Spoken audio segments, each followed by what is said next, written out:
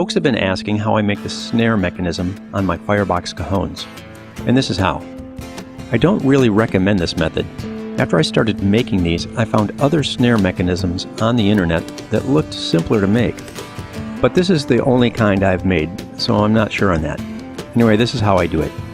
I use a lever, a wedge, and some stops to move one end of a 10-strand snare wire against the tapa or against a screw covered with terry cloth that acts as a mute. The wedge tensions the lever and notches it into place at either end. The position and movement of the lever must be just right to get it all to work. It takes a bit of time and fiddling around to get all the bits and pieces shaped and sized.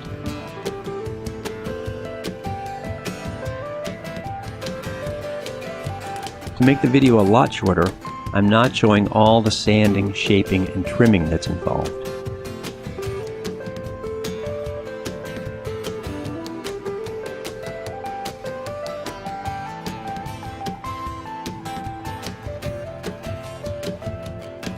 I found that a 20-strand snare wire was too much snare for my taste, so I cut them in half to make two 10-wire snares. I cut them with a cut wheel. Make sure you wear safety glasses.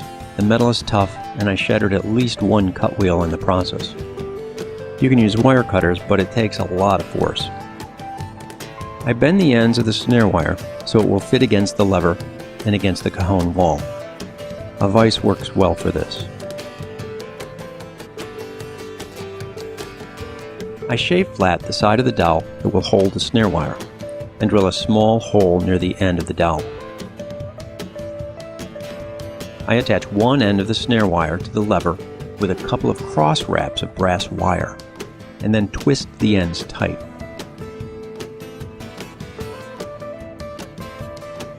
I put a washer or two between the lever and the cajon wall and a small O-ring between the lever and the screw head.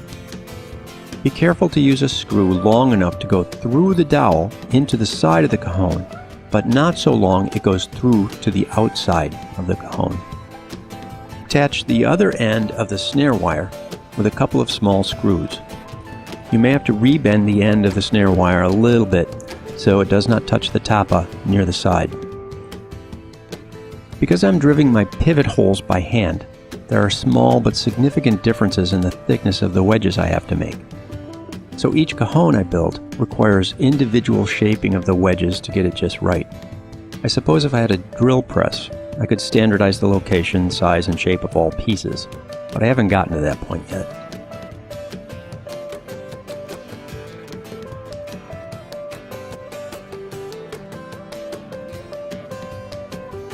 The mute is a long screw with a piece of terry cloth wrapped around it. I tie the terry cloth with a string and add a touch of glue to the knot.